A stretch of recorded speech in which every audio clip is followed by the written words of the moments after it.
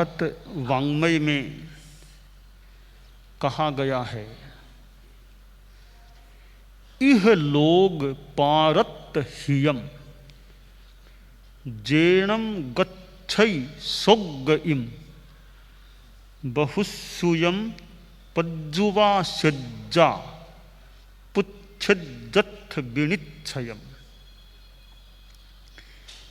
एक महत्वपूर्ण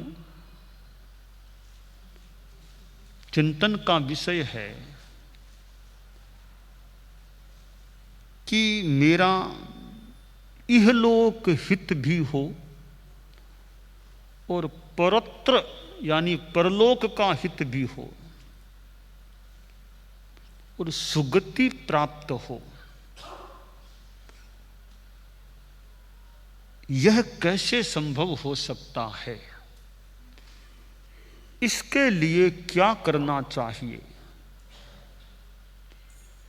इहलोक हित भी हो, मनुष्य जीवन में भी हित हो और आगे जहां इस जीवन के बाद यानी स्वर्ग या जो भी हो, जहां वहां जाना हो वहां भी हित हो और मेरी सुगति हो। इसके लिए 10वें आलियम में आगमकार ने बताया है कि बहुश्रुत की पर्युपासना करो। बहुत ज्ञानी है, ऐसे की पर्युपासना करो। साधु जो खुद त्यागी संयमी साथ में ज्ञानी भी है, तो बहुश्रुत साधु की पर्युपासना करो और उनको पूछो भी मेरी सुगति कैसे हो सकती है, यह लोक परलोक हित कैसे। तो वे बहुश्रुत जो रास्ता बताएं उसके अनुसार फिर ध्यान दो। जैसे स्वास्थ्य के बारे में कोई बात है तो डॉक्टर को पूछो भी डॉक्टर क्या बताता है, जानकार वो जो बताए उस पर ध्यान दें। फिर कि ये खाओ या मत खाओ, ऐसे रहो ऐसे मत रहो, ताकि तुम्हारा स्वास्थ्य ठीक रह सके। तो ये अध्यात्म जगत का जो विषय है उसकी बात पूछनी है और एम्स में जाकर के पूछे कि हमें बताओ परलोक हित कैसे, तो एम्स के डॉक्टरों का ये इतना विषय नहीं है। वो तो तुम्हारी बॉडी की बात उनको बता सकते हो, भी शरीर की तकलीफ है तो बता दो भले, वो तो उनका विषय है। तो डॉक्टर को भी मुझे तो अगली गति की बात बताओ, क्या करूं कैसे रहूं, वो उनका इतना विषय है नहीं। इसी प्रकार हमारे संत लोग हैं, उनको आकर को भी मुझे बताओ हार्ट मेरा कैसे ठीक रहे, किडनी ठीक, ये उनका मुख्य विषय नहीं है, यह विषय डॉक्टरों का हो सकता है।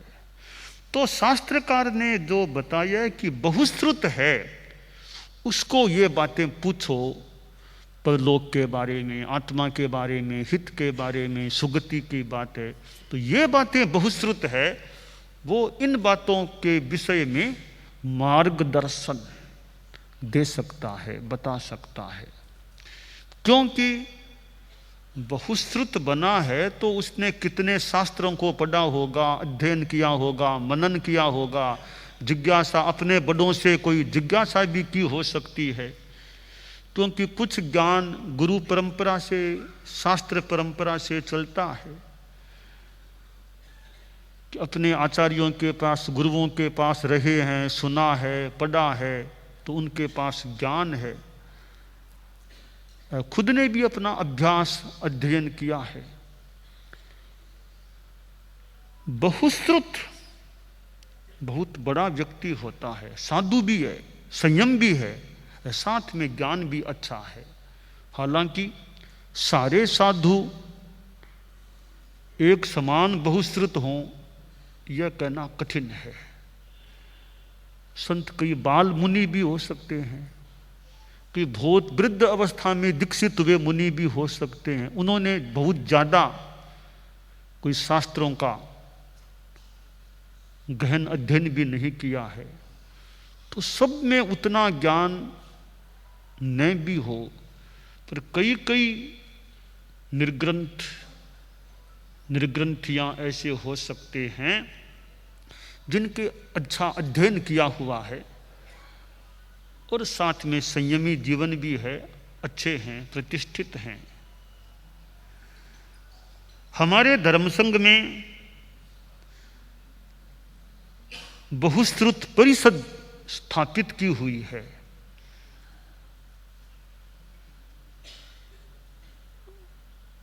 सप्त सदस्यीय मूलतः वो व्यवस्थागत बहुश्रुत परिषद है और आज की दिनांक में तो 6 व्यक्ति ही सप्त सदस्यीय बहुश्रुत परिषद है। आज की दिनांक में तो मेरे ख्याल से 6 ही बचे हैं।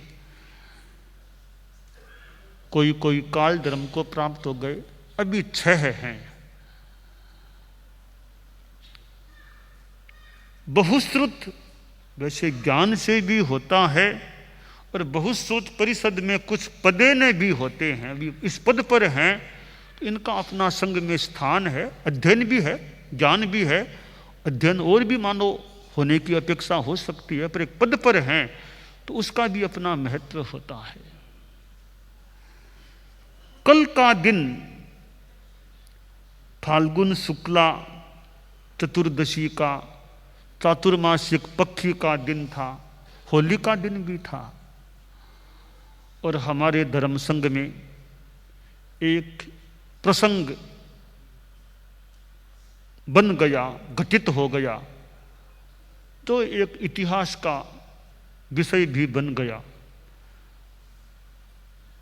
यूं तो हर साधु साध्वी का अपना इतिहास है, वो भी संघ के ही अंग हैं, पर कुछ जो विशिष्ट व्यक्तित्व होते हैं उनकी बात विशिष्ट भी हो सकती है। तो हमारे धर्म संघ के साध्वी प्रमुखा पद पर आसीन महाश्रमणी कनक प्रभा जी का एक कुछ अरसे के मानो संघर्ष के बाद महाप्रयाण हो गया। मानो एक जीवन और मृत्यु के बीच युद्ध चल रहा था। कई दिनों तक जीवन ने मृत्यु को मानो पछाड़ने का प्रयास किया, मृत्यु को धकेलने का प्रयास किया, पर आखिर मृत्यु ने विजय प्राप्त की और जीवन को समाप्ति को प्राप्त यानी नहीं रह सका जो भी।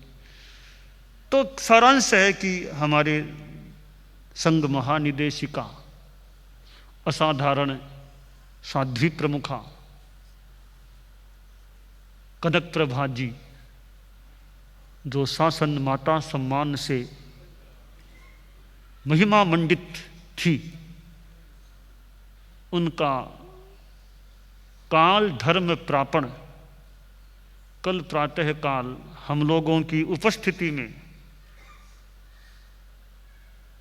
हो गया, ऐसा ज्ञात हुआ।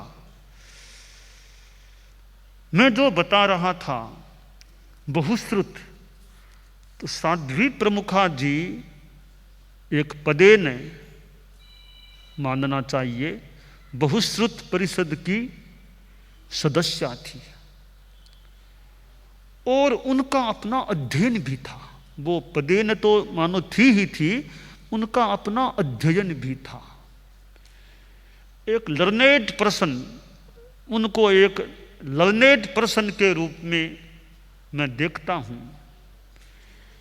उनका बहुश्रुतत्व इस रूप में कि वे पारमार्थिक शिक्षण संस्था में यानी मुमुक्षु के रूप में रही थी और पारमार्थिक शिक्षण संस्था का भी एक मानो एक गौरव का विषय मान लें कि वहाँ रही हुई मुमुक्षु हमारे धर्म संघ की साध्वी प्रमुखा बनी थी। तो मुमुक्षु रूप में फिर उनकी केलवा में 13 पंथ द्विशताब्दी के अवसर पर विक्रम संवत 2017 की आषाढ़ी पूर्णिमा को गुरुदेव तुलसी के मुख कमल से उनकी साध्वी दीक्षा संपन्न हुई और वे संयम पर्याय के 7वें दशक में यानी 62वें वर्ष में चल रही थी। तो उन्होंने काफी अध्ययन किया। जितना मैंने उनको देखा, संस्कृत भाषा का उनका अच्छा अध्ययन था। संस्कृत में श्लोक बनाना, संस्कृत में बात कर लेना, संस्कृत में पढ़ लेना आदि उनका अच्छा से विकास था संस्कृत भाषा का।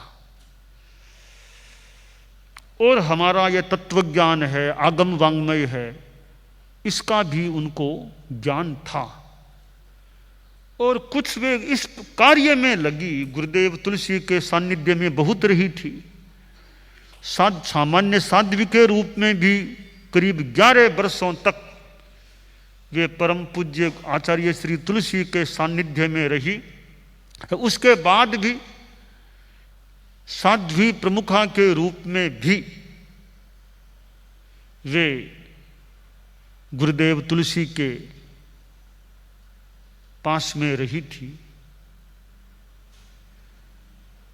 और इतना लंबा उनको गुरुदेव तुलसी का सानिध्य, साध्वी जीवन का भी, फिर साध्वी प्रमुखा जीवन का भी इतना काफी एक अच्छा उनको समय गुरुदेव तुलसी के पास उनके सानिध्य में रहने का मौका मिला। हर चतुर्मास तब तक उन्होंने गुरुदेव तुलसी के साथ ही किया। और भी प्राय तो साथ ही वो रही थी प्राय। और गुरुदेव तुलसी जैसे आचार्य के निकट बैठकर कार्य करने का गुरुदेव तुलसी फरमाते और वे नोट करती जाती, लिखती रहती, इस रूप में श्रुत लेखन का भी उनको मौका मिला। और गुरुदेव तुलसी के पास मानो ज्ञान अर्जन करने का उनको मौका मिला। अनेक ग्रंथ संभवतः गुरुदेव तुलसी से उन्होंने बांचे थे या उनके सानिध्य में बांचे थे। भगवती जोड़ जैसा महाकाय ग्रंथ है, राजस्थानी भाषा का दयाचार्य की कृति है। उस इतने तत्वज्ञान से भरे हुए भगवती सूत्र पर जो आधारित है, उस जोड़ के संपादन कार्य में दयाचार्य की वह कृति है। आचार्य तुलसी के सानिध्य में साध्वी प्रमुखा कनक प्रभा जी ने, औरों का भी योग रहा ही होगा, मुख्यतः साध्वी प्रमुखा जी ने संपादन का जो एक कार्य किया, वो कार्य जो करेगा उसका तत्वज्ञान तो आशा करें बढ़ने का है। वो भी उन्होंने किया। और भी कितना साहित्य का कार्य उन्होंने किया। इसके साथ हिंदी भाषा पर भी उनका अच्छा विकास था। और हिंदी में कविता बनाना, हिंदी में यदा कदा वे कविताएं फरमाती और गीत कविता मान लो, और यूँ हिंदी में लिखना, हिंदी में साहित्य का, गुरुदेव तुलसी के साहित्य का कितना संपादन उन्होंने किया था। तो एक लर्नेड पर्सन के रूप में मैं साध्वी प्रमुखा जी को देखता हूँ। और अंग्रेजी भाषा का भी उन्होंने ज्ञान प्राप्त करने का प्रयास किया था। कुछ अंग्रेजी का भी अध्ययन उन्होंने किया था। तो यूं एक लर्नेड पर्सन के रूप में यूं तो ज्ञान अनंत है, तारतम्य हो ही सकता है, पर कुल मिलाकर एक लर्नेड पर्सन वे थी। भाषण भी देती, तो भाषण भी यूं अच्छा, उनका भाषण भी आमतौर से अच्छा होता था। तो इस रूप में वो एक मानो बहुश्रुत साध्वी निर्ग्रंथी थी। और अध्यापन करना, पढ़ना, वाचन, यह क्रम भी उनका, स्वाध्याय का, चितालने का। तो ऐसे हमारे साध्वी प्रमुखा जी तो बहुश्रुत परिषद की सदस्या थी। यदा कदा हमारे पास चिंतन गोष्ठियां होती तो वे उसमें उनमें बहुधा विरासती थी। साधु साधियों की गोष्ठियाँ होती तो वे गोष्ठियों में विरासती हम उनको रखते ठेठ गुरुदेव तुलसी के समय से। और ऐसी गोष्ठियाँ जो बहुत अंतरंग बातों की होती वे तो उनमें भी रखी जाती, क्योंकि वो तो साध्वी प्रमुखा थी। तो गुरुदेव तुलसी के समय हम 4 थे, यानी गुरुदेव तुलसी, युवाचार्य महाप्रज्ञ जी, साध्वी प्रमुखा जी और एक मैं महाश्रमण मुदित कुमार, हम कुल 4 थे।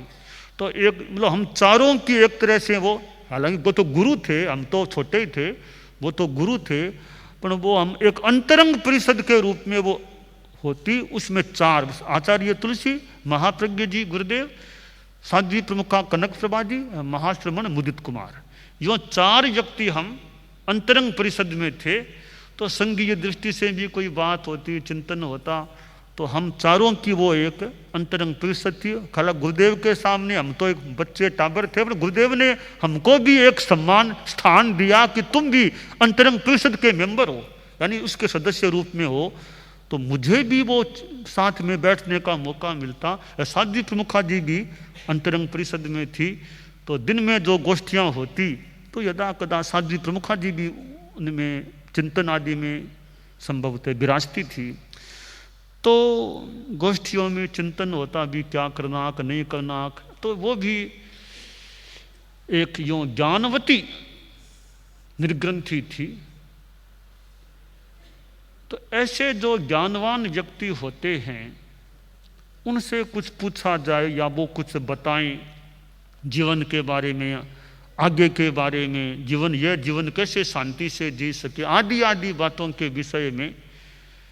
क्योंकि ज्ञान हो साथ में स्थान भी हो, स्थान का भी महत्व है कि किस स्थान पर आदमी है। उम्र भले छोटी हो पर स्थान क्या है। जैसे वो साध्वी प्रमुखा के स्थान पर थी, उम्र भले उनकी पहले छोटी थी, ज्ञान भी था, पर ज्ञान एक पक्ष है, साथ में स्थान का भी एक महत्व है।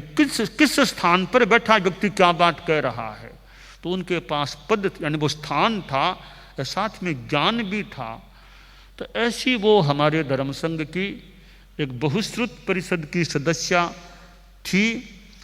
और यह बहुश्रुत परिषद की बात तो आचार्य महाप्रज्ञ जी ने फरमा दी थी, पर उनकी नियुक्ति उस रूप में संभवतः गुरुदेव महाप्रज्ञ जी के समय तक हुई नहीं थी। बाद में उनकी नियुक्ति के रूप में बहुश्रुत परिषद की सदस्य के रूप में संभवतः हुई। तो शासन माता साध्वी प्रमुखा जी ने कितना साहित्य सृजन किया, कितना साहित्य संपादित किया, कितनी कविताएं बनाई, कितने संस्कृत में श्लोक रचनाएं की होंगी, और कितने आप लोग गृहस्थों को भी वो कितना, आप लोग जो गृहस्थ आते गुरुकुलवास में तो उनको भी सेवा कराना, बताना, कोई नियम ऐसी लो। हालांकि मैं तो प्राय पास नहीं रहता, मेरा अनुमान है वो आप जैसे श्रावक श्राविकाओं को भी वो अपना समय देना, बताना, करना, पुष्प जो भी, तो आप लोगों को भी वो भाषण के माध्यम से भी। और पिछले वर्षों में तो कई बार सुबह का व्याख्यान होता, तो निरंतर चतुर्मास में कभी कभी उनके द्वारा भी, वो मेरे से पहले उनके द्वारा भी व्याख्यान फरमाया जाता। तो ये भाषण व्याख्यान के माध्यम से भी उन्होंने मानो ज्ञान की बातें लोगों को वो बताई थी। तो जो शास्त्रकार ने कहा कि इहलोक परलोक हित हो और सुगति कैसे मिले, सुगति मिले, इस बारे में बहुश्रुत से पूछना चाहिए और अर्थ का विनिश्चय करना चाहिए। तो हमारे धर्म संघ में अनेक चारित्रात्माएं हैं जिनका अध्ययन है, ज्ञान है, भले वो बहुश्रुत परिषद के सदस्य नहीं भी हों, बड़े पद पर नहीं भी हों, फिर भी जिनके पास ज्ञान है, व्याख्यान आदि भी देते हैं और अपने ढंग से परिश्रम भी करने वाले करते हैं। परंतु जो स्थापित होते हैं कि वो संघीय संघ के द्वारा स्थापित हैं बहुश्रुत परिषद के सदस्य, उनका एक तरह से वो मतलब उनके पास मोर छाप है, मतलब कि वो बहुश्रुत परिषद के सदस्य हैं। तो ऐसी हमारे धर्म संघ की बहुश्रुत परिषद सदस्य साध्वी प्रमुखा जी को स्थूल भाषा में कभी खोदिया जो भी कह दो, कुछ भी कह दो, खोदिया पदार गए, जो भी हुआ। और नियति का नियम है, उसको टालना भी मुश्किल है। डॉक्टर लोग प्रयास कर सकते हैं, अपना प्रयास कर सकते हैं, आखिर अंतिम हथियार डॉक्टर के पास भी नहीं है। कोई डॉक्टर कि मैं बचा ही लूंगा, मैं नहीं मरने दूंगा, ठीक है कुछ दिन और धिका दो, कुछ दिन और धिका दो, पर कभी नहीं जाने दूंगा, ये दावा तो कौन कर सकता है? कोई अज्ञानी भले कर ले, ताकि एक दिन तो आखिर अवसान को प्राप्त होना ही होता है। परंतु साध्वी प्रमुखा जी ने 9वें दशक में प्रवेश कर दिया था। वे 9वें दशक में चल रही थी, 81वें वर्ष में थी, और साध्वी प्रमुखा काल का 51वां वर्ष उनका चल रहा था। तो हर किसी को नहीं मिलता है 51वां वर्ष आ जाए ऐसी साध्वी प्रमुखा। वो पहली साध्वी प्रमुखा हमारे धर्म संघ में हुई है, जिन्होंने 6ठे दशक में प्रवेश कर दिया, 51वें वर्ष में प्रवेश कर दिया। शताब्दी के साध्वी प्रमुखा काल की मानो शताब्दी का पूर्वार्ध पूरा कर उत्तरार्ध में प्रवेश कर दिया था। और लाडनू में जैन विश्व भारती में हमने उनके 50 वर्षों की संपन्नता के दिन वो साध्वी प्रमुखा अमृत महोत्सव भी उनकी विद्यमानता में उनके वहाँ जीवन काल में ही हमने मनाया भी था। तो बहुत विशेष बात है, 50 वर्षों तक कोई साध्वी प्रमुखा के रूप में रह जाए, वो हमारे धर्म संघ का आज तक का पहला अवसर है, अद्वितीय अवसर है कि किसी साध्वी प्रमुखा को इतना लंबा काल मिला हो और 3 पीढ़ियों के साथ वो रही है। पीढ़ियों का भी अंतराल आ गया है, कहाँ आचार्य तुलसी और कहाँ महाश्रमण, पीढ़ी का कितना अंतराल है। पर वो आचार्य तुलसी के पास भी रही, आचार्य महाप्रज्ञ जी के पास भी प्रायः रही। एक चतुर्मास तो उनका अलग हुआ था, प्रायः रही। और मेरे साथ भी लगातार, यानी हर चतुर्मास साथ में किया। और दक्षिण भारत जैसी यात्रा में साथ रह गई। दक्षिण भारत की यात्रा में कोलकाता में साथ रह गई, गुवाहाटी में साथ रह गई, नेपाल में साथ रह गई। जबकि उनके तो जीवन काल का 8वां दशक, फिर भी यात्रा में भी हमारे साथ रह गई। दिल्ली से साथ चले थे तो यात्रा कर ली, वापस दिल्ली पहुंच गई, दिल्ली से चली वापस दिल्ली पहुंच गई। यानी अहिंसा यात्रा जो प्राय मोटा मोटी एक वो जो संपन्नता का अवसर आ रहा है, उसके काफी निकट तक मान लें दिल्ली रह गई। तो दिल्ली से दिल्ली तक की उनकी यह यात्रा, अहिंसा यात्रा में हमारे साथ भी रही। और अच्छा यह भी हुआ, उनको हमने अध्यात्म साधना केंद्र में विराजमान करने का निर्णय कर लिया। वो भी अच्छा एक धर्म के माहौल में उनको रहने का मौका मिल गया। और उनका ज्ञान, उनका अध्ययन, उनका कवित्व था। तो अपने आप में ये कुछ उनके ज्ञान से संदर्भित विशेषताएं थी। तो व्यक्ति आता है, रहता है, कभी चला जाता है। तो साध्वी प्रमुखा जी भी हमारे धर्म संघ में आई, साध्वी के रूप में हमारे धर्म संघ में रही और साध्वी प्रमुखा पद पर रही। और अनेक अलंकरणों से या विशेषणों से वे अलंकृत भी की गई, सम्मानित की गई। और हमारे धर्म संघ को उन्होंने अनेक रूपों में सेवा दी थी और सेवा करके और अंतिम दिनों में भी काफ़ी अपना स्वाध्याय आदि के माहौल में उनको रहने का मौका मिला, क्योंकि हॉस्पिटल में थोड़ा सा एक डॉक्टरी वो थोड़ा माहौल हो सकता है, यहाँ एक अध्यात्म के स्थान में वो एक अच्छा इतने साधु साधियाँ समणियाँ मुमुक्ष आस पास मतलब एक धार्मिक माहौल भी था। हॉस्पिटल में तो इतना माहौल मिलना थोड़ा कठिन हो सकता है। कई दिनों तक यहाँ भी उनका विराजना हो गया और आखिर शासन माता साध्वी प्रमुखा जी कल प्रातःकाल विदा हो गई। तो उनकी आत्मा परम की दिशा में आगे बढ़े और जो ये बहुश्रुत की बातें हैं उन्होंने ये बहुश्रुत के स्थान को प्राप्त किया था, तो उनसे औरों को भी बहुश्रुत बनने की, ज्ञानी बनने की भी प्रेरणा मिलती रहे। मंगल कामना।